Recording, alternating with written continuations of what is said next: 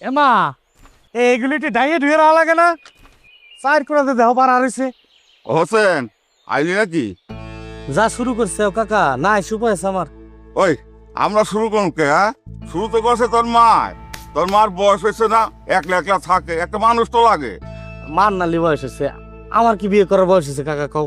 ওই তোর বয়স হয়েছে না হয়েছে এটা তো আমরা জানি। আমার সামনে বড় হয়েছস, আমরা জানি না? হ্যাঁ শোন, ঘটক কিরা? ঘটক আমি। আরে তোর এই যে হালিম চাচা, ৬৮টা বিয়া দিছি। এই যে চাপাবাজি বাদ দাও, ৬৮ কথা বাদ দাও, তুমি আমারটার কথা কও। এই মায়া আছে দুইটা বুঝছস, একটা আছে বিয়ে পাস। এই যে দাও বিয়ে পাস মেয়ে বলে আমার বিয়ে করবি। এই এই জায়গায় তো হালিম মিয়ার কারামতি। শোন, ওই আরেকটা আছে কিন্তু লেখাপড়া জানে না, টাকা পয়সা আছে বহুত। হের বাপে টা থাকলে আমার কি? আরে বাপের টাকা না, আরেক জায়গায় বিয়ে হয়েছিল, হ্যাঁ সেই জায়গা থেকে ভাগে পাইছে। কাকা আমার টাকা পয়সার লোভ নাই, থাক ওটার দরকার নাই। ঠিক আছে, দেখ হাতে দুইটাই আছে, যেটা তোর পছন্দ হয়, শিক্ষিত অশিক্ষিত দুইটাই তো। আচ্ছা ঠিক আছে, দেখি তাহলে। হ্যাঁ কাজ কর, ২,০০০ টাকা দে। আমার কাছে তো টাকা পয়সা নাই কাকা। আত্মাটা বড় কর, বিয়ে করবি ২ হাতে টাকা খরচ করবি। শুরু হয়ে গেল আত্মা নিয়ে কথা। তোমার টাকা দিতে আমার কোনো সমস্যা নেই, তোমার টাকা দিলে তো তুমি যাবে জুয়ে খেলবে। আরে আমার টাকা দিবি, আমি কি করুম না করুম সেটা তো আমি বুঝবো। হুম, আমার কাছে হলো ক্যাশ টাকা নাই, বাজারতে উঠে দেওয়া লাগবে। ও আচ্ছা, ন যাই মানে বাজারে। ইদি আল্লাহ দিন আসর বন্দা জিহেরাটার মতো লেগে গেছে। চলো তোমার টাকা আগে দিয়ে নেই। এমা আমি একটু বাজারতে আসতেছি, চলো চলো। ন যাই।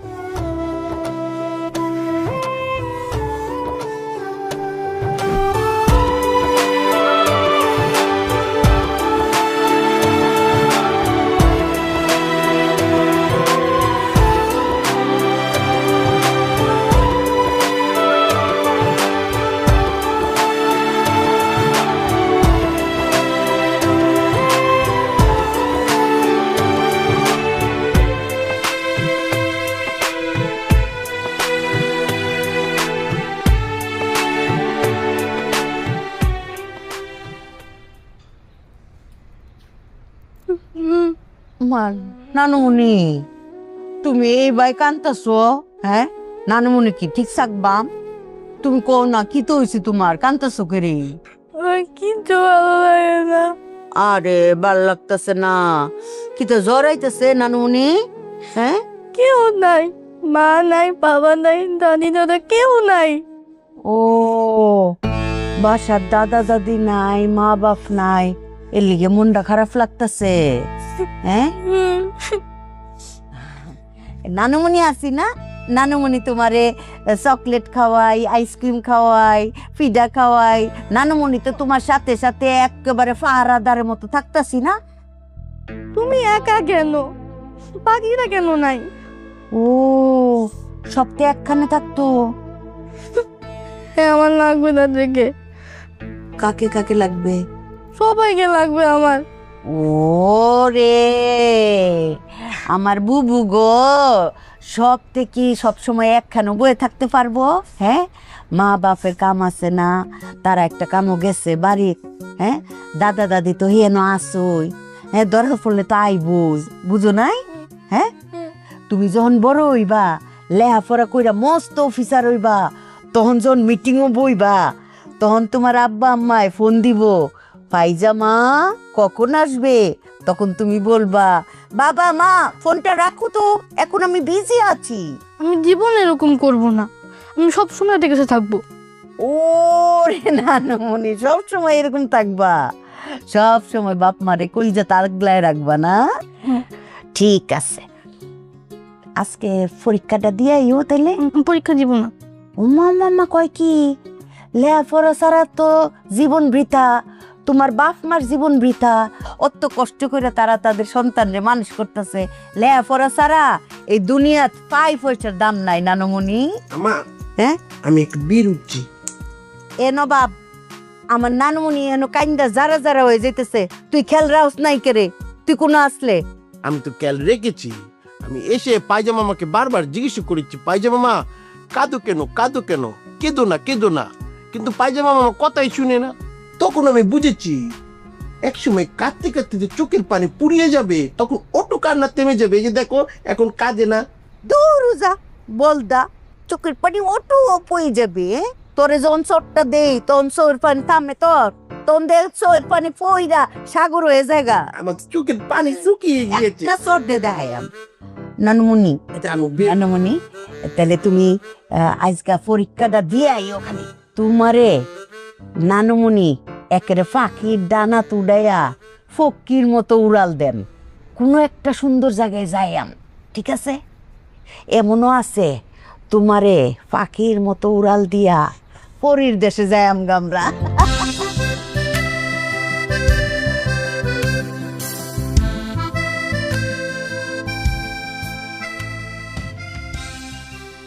আপু জানো, আপু ব্যাগ গুছা, কেন? ঢাকা যাব। আমি যাবো না, তুমি যাও। এটা কি তোর শ্বশুর বাড়ি নাকি আমার শ্বশুর বাড়ি? কি বলতেছো এগুলা? আন্টি অসুস্থ, এখানে তোমার দরকার আছে না? তো তার নিজের ছেলে তো চলে গেছে, আমি কি করব? ভাইয়া তো বিজনেস করতে গেছে, কাজে গেছে, এখানে তো তোমার থাকতে হবে না। এটা তোমার ফ্যামিলি না? তাদের উপর রেসপন্সিবিলিটি আছে না তোমার? ওনাকে দেখার জন্য অনেক লোক আছে। আব্বা আছে, খায়রুল আছে।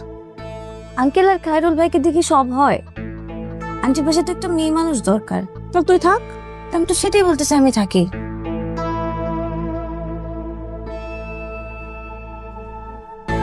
ভাইয়াকে ফোন করছিলা? হুম। সরি বলছো? উল্টা আমার সাথে চিল্লাইছে, সে সবকিছু করবে আর সব আমাকে মানতে হবে। সমস্যা নেই, ঠিক হয়ে যাবে।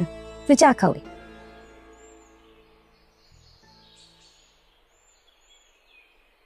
নিপা, নিপা, আন্টি আসি। আন্টি ডাকতেছে আমাকে, যাই আমি।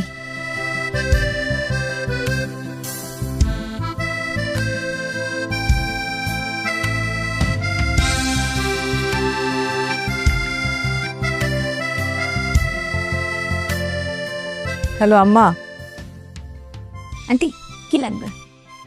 কিছু লাগবে না, আমার কাছে একটু বসো। কিছু লাগবে না? তোমার সাথে একটু গল্প করি। তোমার সাথে গল্প করতে আমার আরাম লাগে, ভালো লাগে। আমার আন্টি, আপনার সাথে গল্প করতে আমারও খুব আরাম লাগে। আপনি কি সুন্দর ছোট্ট ছোট্ট করে কথা বলেন। কথা বলার তো মানুষ নাই। কেন আন্টি, আমি আছি না? তুমি কি সব সময় থাকবা? তুমি কোথায় যাও? মেয়ে মানুষের তো জামাইয়ের বাড়িতে যাইতে হয়। আন্টি আমি যেখানেই যাই না কেন, আপনি সবসময় আমার সাথে কথা বলতে পারবেন। কেমনে এত দূর থেকে কথা কইবা? ফোন দিব, যেখানেই থাকি না কেন আপনি আমাকে ফোন দিবেন, আমি আপনাকে ফোন দিব। আচ্ছা। গুপুর, এই গুপুর, নবাব ভাই। গফুর কাকারে খুঁজতেছেন কে? গুপুর কইরি। কাকা তো একটু ওয়াশরুমে গেছে। আপনার কি লাগবে আমার ঘর, আমি কইরা দেই। আচ্ছা গেটটা কুল, আমি একটু বাইরে যাই। বাইরে যেতেছেন কে হন? চালাম, এটা আমার পার্সোনাল বিষয়। আমি যে রূপন্তীর সাথে এখন দেখা করতে যাবো এই কথা আমি তোকে বলতে পারবো? তাহলে তুই জেনে যাবি না। এই যে পার্সোনাল বিষয় আমাকে জিজ্ঞাসা করবি না, কুল।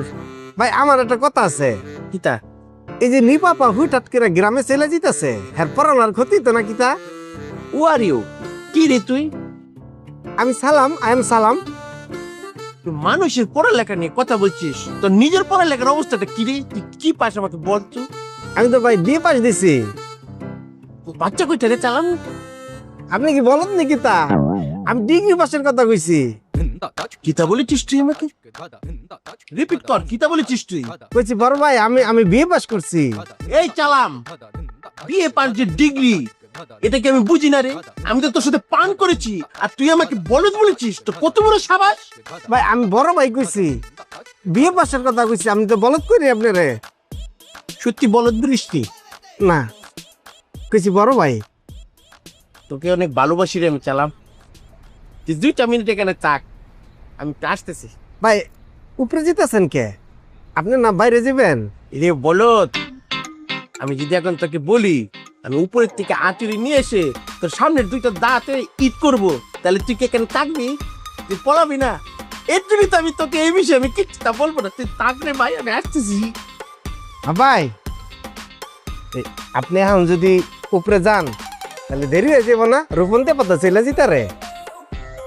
তুই তো ঠিক কথা বলেছিস চালাম। তাহলে এখন কি করা উচিত আমাকে? তুই তোমাকে একটা কঠিন পরীক্ষার মধ্যে ফেলে দিয়েছিস। আমি কই কি, আপনি রূপন্তে আবার লাগে দেখা করে আহেন, সবার আগে প্রেম ভালোবাসা। আমি তো এনে থাকবই, আপনি চাইলে আয়া পরে আমার দরতারবেন। সত্যি রে চালাম, তুই অনেক ভালো মানুষ। তুই কত বড় কঠিন একটা সমস্যা একটু সলভ করে দিয়েছিস। তোকে আমি কিচ্ছু তার বলবো না, তোকে মারবো না, ইট করবো না। তুই আমাকে জাস্ট একবার চটি বল, তাহলেই হবে। আমার ভুল হয়ে গেছে বড় ভাই, আমার মাফ করে দেন। যা, মাফ করে দিলাম, গেটটা খুল। আচ্ছা।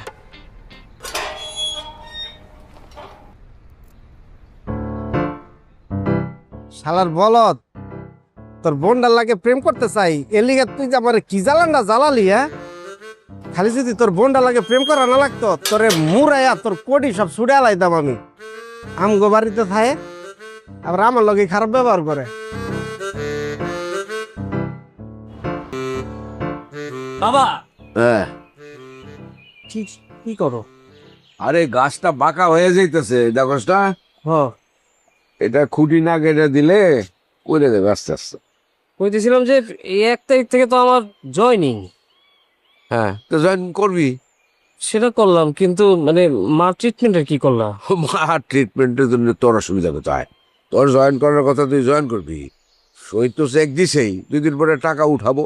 তো টাকা উঠে আমরা তো ঢাকাই যাব, তখন তুই দেখবি, তুই দেখাশোনা করবি, অসুবিধা কি? ও, তাহলে আমি একাই আগে যাব? তো কি করবি? এখানে বসে দেখা তো কোনো দরকার নাই। টাকা উঠানোর পরে আমি আসতেছি, তুই আগেই জাগা, অসুবিধা কি? স্যার। আরে হোসেন ভাই, আসসালামু আলাইকুম। হোসেন, কেমন আছো বাবাজি? জি আছি ভালো আলহামদুলিল্লাহ। আছি। ভাই এই কি আসছেন একটা জানাবেন না? গতকালকে রাত্রি আইছি। ও, স্যার ভালো আছেন তো? হাতে কি? এই কিছু না, একটু ফল আনছি আর কি। তুমি আবার এগুলো আনতে গেছো কেন? খালি হাতে। কাকি কো? আছে আছে। এ বৌমা, আচ্ছা এই দেখো যে হোসেন আসছে, যা ও ভাই আসেন ভাই। যা। আপনি আসছেন, আমার তো ফোন দিবেন কপালে। আপনি কেমন আছেন? তুমি কেডা? কি হোসেন ভাই? মা হোসেন ভাই, হোসেন, হ্যাঁ কাকি, কেমন আছো? আছি আলহামদুলিল্লাহ ভালো আছি। কবে আইছো? আমি গতকালকে রাত্রি আইছি। আপনার শরীরটা ভালো তো গেছে না? ও ভাবি কেমন আছেন? এ না, বস। বুঝলে ভাই আছো? আচ্ছা আসি কাকিয়া। ওই দাদা কথা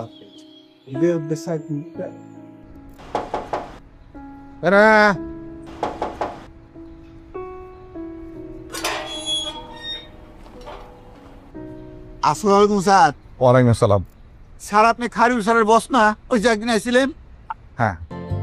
স্যার আমি যে একটা চাকরির কথা কইছিলাম, একটা ছোট চাকরি ভুলে গেছেন স্যার। না, মনে আছে। মনে নাই স্যার, গরিবের কথা ভুলে গেছেন। দেখেন স্যার, উপরে যাবেন যান। খায়রুল ফিরেছে? না স্যার, এই যে গ্রামে গেছে, এখনো ফিরে নাই তো। ও কথা কইবেন, ও ফোনে কথা না কয়। না না, আমি এমনি এদিক দিয়ে যাচ্ছিলাম, ভাবলাম ওর সাথে একটু দেখা করে যে আমি ওর সাথে ফোনে কথা বলে নিলাম। আচ্ছা স্যার, আচ্ছা স্যার। স্যার আমার কথাটা একটু মনে রাখেন স্যার। হ্যাঁ হ্যাঁ।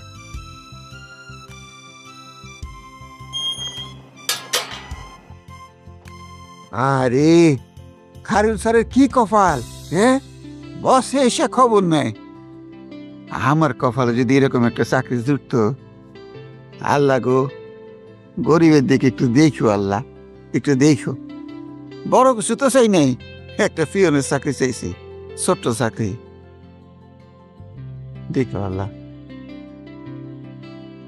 কেমন লাগে হোসেন ভাই এই যে বিয়ে ফুল ফুটছে? আর আমার লজ্জা লাগছে। হোসেন ভাই, ধুর, এই যে চাচুর খান। এই তার কোন দরকার ছিল? বেসুন তো আমরা মিষ্টি খাবো। আল্লাহ, বোন মিষ্টি খাবার চাইছে, এখনই খাওয়াবো, নিয়ে আসবো। তুই মিষ্টি খাবো না, আমি তো আপনার বিয়ের মিষ্টি খাবো। আপনি বিয়ে করার জন্য এখানে আসছেন না? আর বিয়ে করার জন্য উপায় নাই, নিরুপায়। আমার কিছু মা একলা থাকে, এখন একটা মানুষ লাগে। যেভাবে ধরছে আমি আর নাটা করিনি, এখনো মেয়ে দেয়নি, দেখা যাক। না, আমার কাকাই আবার ঘটক, দুটো মেয়ে দেখছে, এটা হলো শিক্ষিত, এটা হলো অশিক্ষিত। শিক্ষিত বলে ডিগ্রি, হ্যাঁ, ডিগ্রি পাস। হ্যাঁ পড়তেছে। বাহ। এখন আমি কইছি যে শিক্ষিত নাই, কারণ শিক্ষিত মা হলি তো সামনে বাচ্চা কাচ্চা হলি তো ওরাও মনে হয় মোটামুটি ডিগ্রির উপরে যাবে। তো মেয়েকে দেখতে যাবেন কবে? কারণ এই যে আসলাম সারা রাতে কথা কই দেই, তারপর এটা দিন ঠিক করবো আর কি। না ভালো। আচ্ছা ও ভাই, আমার খায়রুল ভাইয়ের এটা বিয়ে করা উচিত না? হ্যাঁ হ্যাঁ, মেয়েটা দেখবো। আপনি বিয়ে করেন, আমার আবার টানুন কেন? আরে বাহ, অবশ্যই করা উচিত।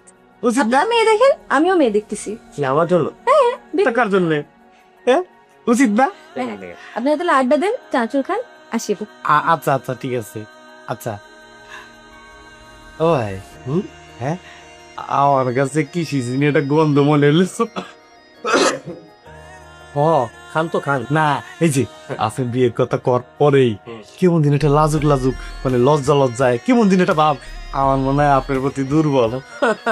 এই যে আসে, আমি চিনি, আমি বুঝি, তাই না? খুব চিনেন।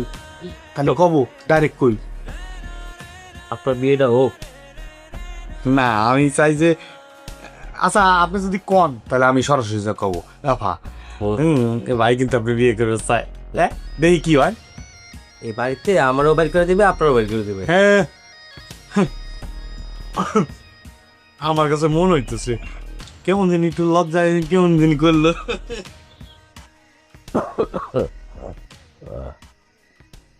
কি ব্যাপার, তুমি এখানে বসে কি আবার পান খাইতেছ?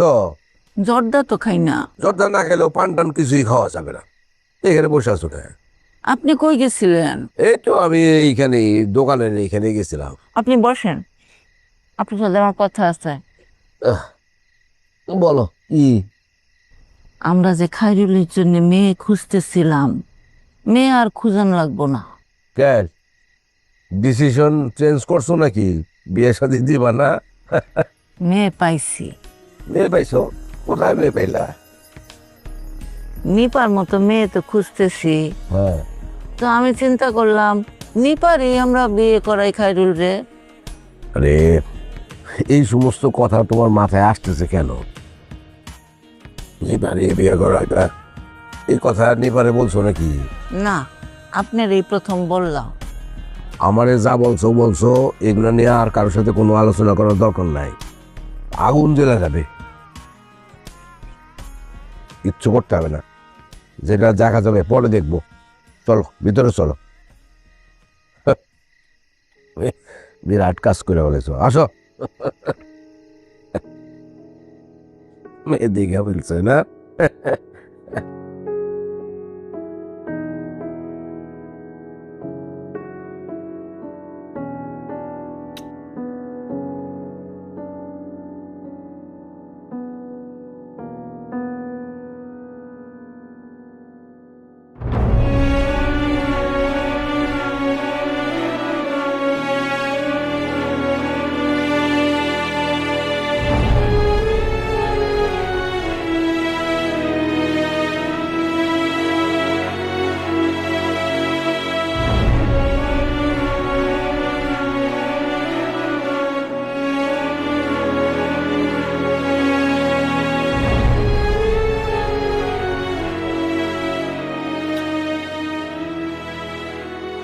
কি রে?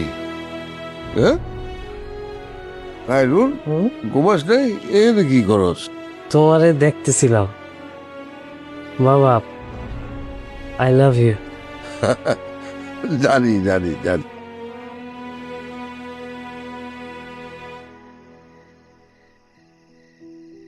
খায়রুল, ঘুমাইবি না? মা, I love you. I love you too. পাগল কোথাকার। শো শো শো, আই লাভ ইউ। পাগল, ঘুমা ঘুমা। I love you two.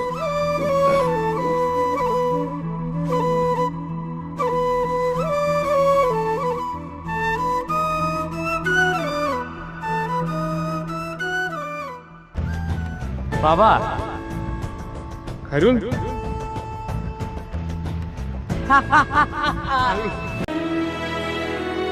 কি রে হ্যাঁ খাইরুল ঘুমাস নাই এনে কি করস?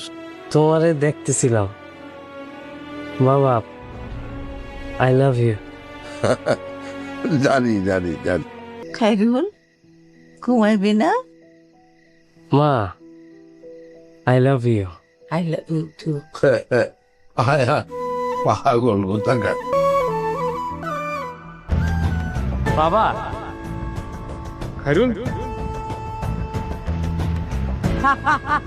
খায়রুল সাধারণ কোনো ছেলে নয়। খায়রুল দেশের সেরা ব্যবসায়ী খালিদ চৌধুরীর একমাত্র সন্তান। শহীদ যাকে নিজের ভাই বলে পরিচয় দিতে চায় না, সে যখন জানতে পারবে খায়রুল সাধারণ কোনো ছেলে নয়, দেশের নাম্বার 1 ব্যবসায়ী খালিদ চৌধুরীর একমাত্র ছেলে, তখন শহীদের মাথায় যেন আকাশ ভেঙে পড়বে। কিন্তু খায়রুলের পালক বাবা মাস্টার কিছুতেই খায়রুলকে খালিদকে পরিচয় দিতে দিল না। বিষয়টা যখন খায়রুল নিজে জানতে পারবে দেশের নাম্বার 1 ব্যবসায়ী তার বাবা, তখন সেও চমকে যাবে এবং সেও মেনে নিতে অস্বীকার করবে। তার বাবাকে ছেড়ে চলে যেতে সে অস্বীকার করবে। আর খায়রুলের আসল বাবার সন্ধান পাওয়ার পর শহীদের জন্য আকাশ থেকে পড়বে। শহীদের চমকে উঠবে যে শহীদ তাকে অবহেলা করত, ছোট ভাই বলে মেনে নিতেই পারতো না, তাকে সে বুকে টেনে নেবে। দেনা পাওনা নাটকটির এই দিকটায় প্রকাশ করে যে যখন তুমি ব্যর্থ তখন তোমাকে কেউ মূল্যায়ন করবে না, আর যখন তুমি সফল তখন তোমার কাছের মানুষের অভাব পড়বে না। বাংলায় একটা প্রবাদ আছে, মানুষ তেলওয়ালা মাথায় তেল দেয়, যে মাথায় তেল নেই সে মাথায় তেল দিতে যায় না। এখন আমি আপনাদেরকে একটা অ্যাডভাইস দিব, আপনারা বিরক্ত হবেন না প্লিজ। আপনারা নিজেদের কাজে ফোকাস করুন এবং নিশ্চিত ভবিষ্যতের দিকে এগিয়ে যান। সফল আপনাকে হতেই হবে। এই সময় ব্যর্থতাকে মেনে নিতে পারে না, ব্যর্থতাকে সম্মানও করে না। সফল না হলে আপনাকে আপনার আত্মীয় স্বজন মূল্যায়ন করবে না। হ্যাঁ, এটাই বাস্তব। তবে যাই হোক, গল্পে ফিরে আসা যাক। দেনা পাওনা এই নাটকটির ইতিমধ্যে আপনারা এই নাটকটির 116 নম্বর পর্বটি দেখা শেষ করেছেন এবং 117 নম্বর পর্বটির জন্য অপেক্ষা করছেন। এই 117 নম্বর পর্বটি কবে আসবে এবং কি ঘটতে চলেছে এই নাটকটিতে।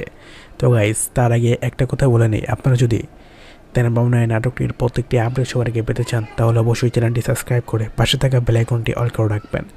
গাইস, আজকে 9 তারিখ রোজ সোমবার আপনারা দেনা পাওনা এই নাটকটির 116 নম্বর পর্ব দেখা শেষ করেছেন এবং 117 নম্বর পর্বটি আপনারা পাবেন আগামী রবিবার, পরের সপ্তাহে রবিবারের দুপুর 12টার সময় আপনারা পেয়ে যাবেন দেনা পাওনা এই নাটকটির 117 নম্বর এপিসোড।